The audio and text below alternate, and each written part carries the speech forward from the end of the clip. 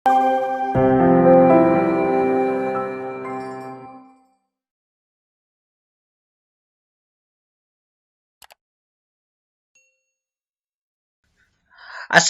warahmatullahi wabarakatuh. Halo, apa kabar buat teman-teman pejuang NIP dimanapun kalian berada?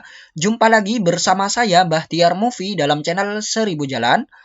Baik teman-teman, pada video kali ini kami akan memberikan informasi terbaru terkait pengumuman hasil seleksi administrasi, baik itu CPNS maupun P3K tahun 2021. Nah, untuk pengumuman seleksi administrasi ini dijadwalkan pada tanggal 2 sampai dengan 3 Agustus tahun 2021, teman-teman, yang nantinya akan diumumkan di akun masing-masing pelamar. Nah, jadi teman-teman pantau terus di akun masing-masing. Kita lihat di sini, teman-teman. Periksa status verifikasi kamu mulai tanggal 2 Agustus tahun 2021. Setiap instansi mungkin akan berbeda waktu pengumuman hasil verifikasinya. Nah, jadi mulai tanggal 2 Agustus ini teman-teman sudah bisa mengecek akun masing-masing apakah dinyatakan lolos ataupun tidak. Dan setiap instansi ini mungkin akan berbeda waktu pengumuman hasil verifikasinya, teman-teman.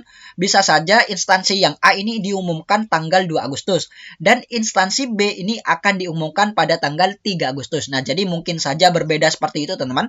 Tapi yang jelas, mulai tanggal 2, teman-teman sudah harus pantau akun masing-masing. Kemudian kita lihat lagi di sini, teman-teman.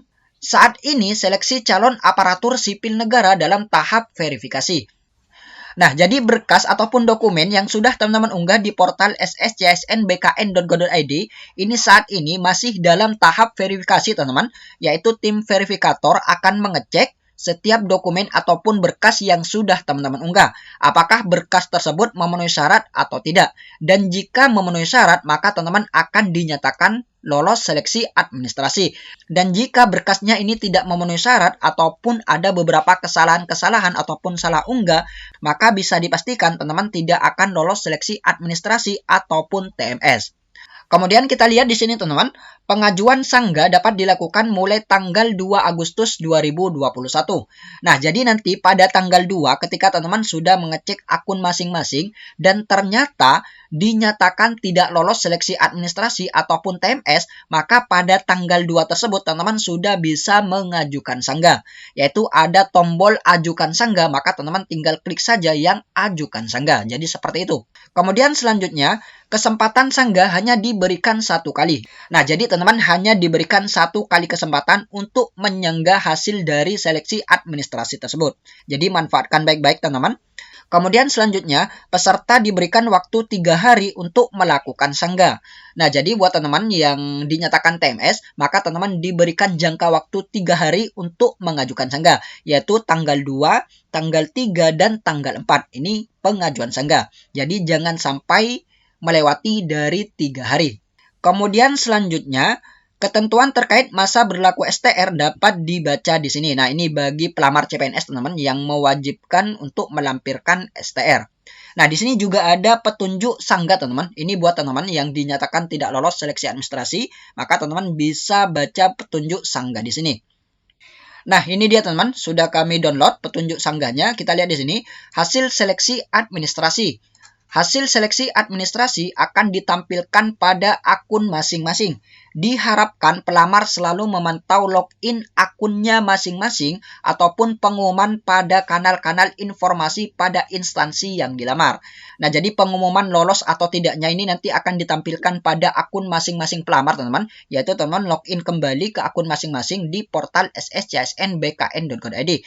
Dan juga teman-teman bisa mengecek pengumuman di kanal-kanal informasi pada instansi yang dilamar, yaitu bisa website masing-masing instansi ataupun di website p3kguru.kemendikbud.go.id. Ini untuk yang P3K. Kemudian selanjutnya, tidak memenuhi syarat lulus seleksi administrasi.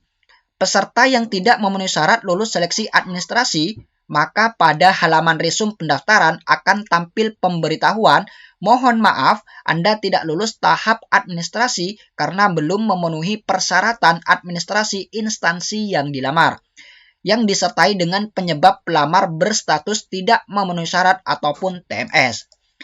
Nah, jadi ini dia teman-teman contoh tampilan bagi pelamar yang dinyatakan tidak lolos seleksi administrasi.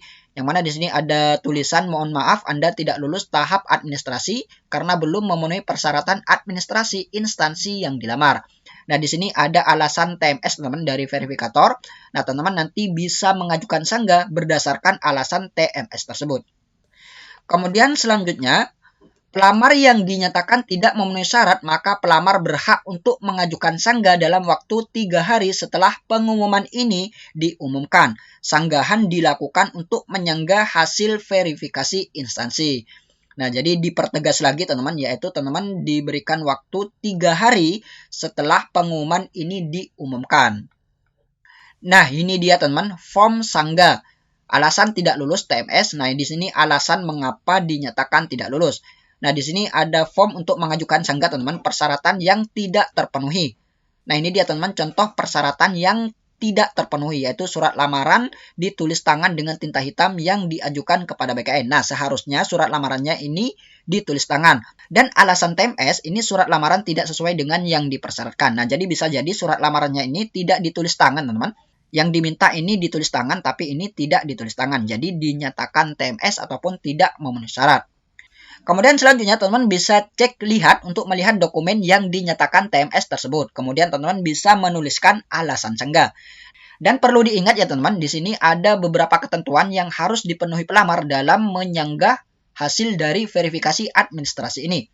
Kita lihat di sini, dalam hal ini sanggahan diberlakukan jika kesalahan bukan dari kesalahan yang dilakukan pelamar.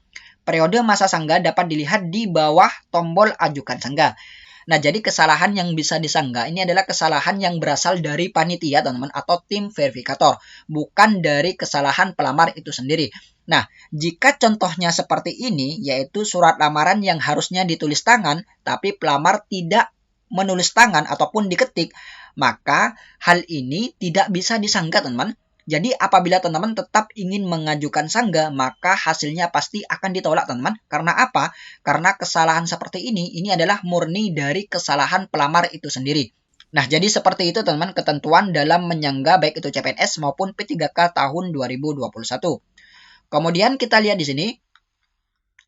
Mohon diperhatikan, fitur ajukan sanggah bukan untuk memperbaiki kesalahan yang dilakukan pelamar. Alasan sanggah yang pelamar isi harus benar, realistis, tidak mengada-ngada, dan berdasarkan dokumen yang sudah diunggah sebelumnya.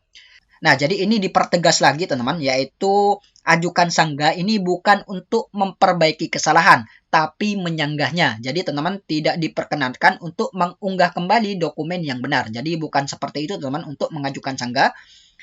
Kemudian kita lihat di sini. Jika pelamar sudah menyadari kesalahan, maka tidak disarankan untuk menggunakan fitur ini karena tidak akan mengubah hasil verifikasi. Nah, jika teman-teman sudah mengetahui kesalahannya dan kesalahan tersebut berasal dari pelamar itu sendiri, maka disarankan pelamar tidak menggunakan fitur ini ataupun tidak mengajukan sanggah karena sudah pasti akan ditolak, teman-teman. Baik teman-teman, itulah sedikit informasi dari kami. Semoga video ini bermanfaat. Wassalamualaikum warahmatullahi wabarakatuh.